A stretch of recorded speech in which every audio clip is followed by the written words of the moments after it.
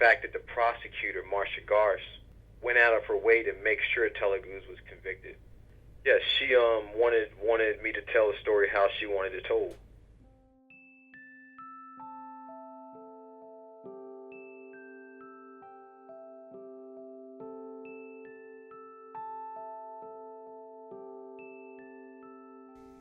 Three years passed without development in the case of Stephanie Sipes' murder.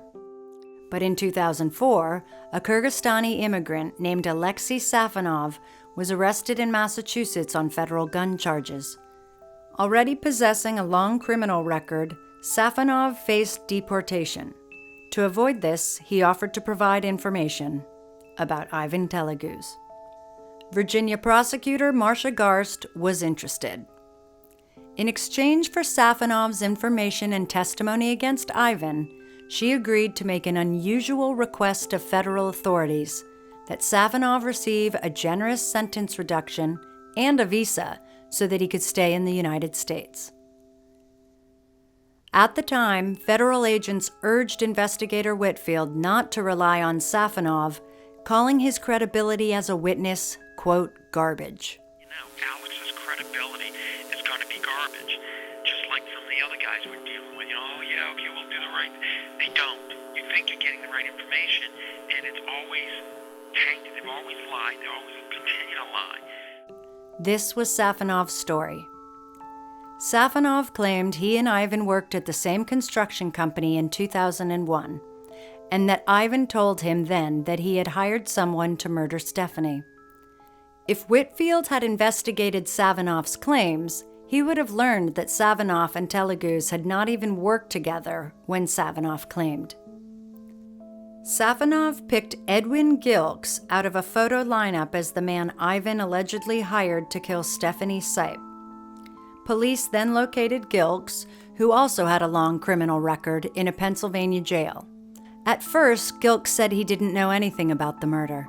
Marcia Garst went out of her way to make sure Teleguz was convicted.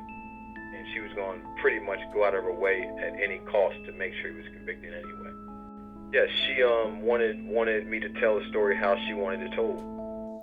Police showed Gilks Ivan's photograph and explained that Ivan was the person they wanted to get. Gilks admitted he'd met Ivan, although he did not know him well. The police told Gilks he himself would face the death penalty unless he implicated Ivan in Stephanie's murder. Finally, Gilks succumbed to their threats and told police that although he had never been asked to kill Stephanie, he had been told by friends that his former roommate, Michael Hetrick, had been hired to commit a murder.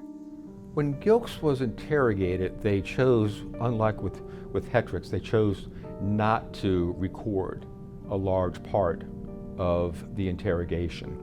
And so we don't have an independent record of what occurred. However, Gilks has come forward and said that they used the very same interrogation tactics on him that they used on Hetrick. They threatened him with the death penalty. They told him specifically what he had to say in order to escape the death penalty. And he didn't even know who Ivan was. They had to show him a picture and say, this is the guy, and gave him Ivan's name in order for him to incorporate that into his final narrative. Gilks gave an affidavit in which he talked about the interrogation itself. And he said, that's how I knew it was Ivan that they wanted in this case. I couldn't even remember his last name. But Whitfield only showed me one photo, so I knew that must be who they wanted.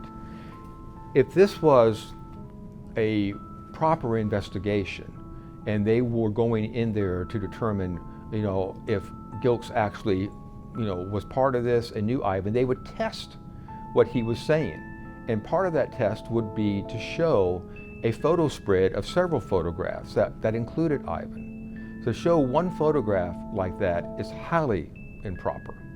But she basically said with me going along with it and putting it the way she wanted it put, that it would seal the deal. And that specific statement was made from her when the tape recorder was off.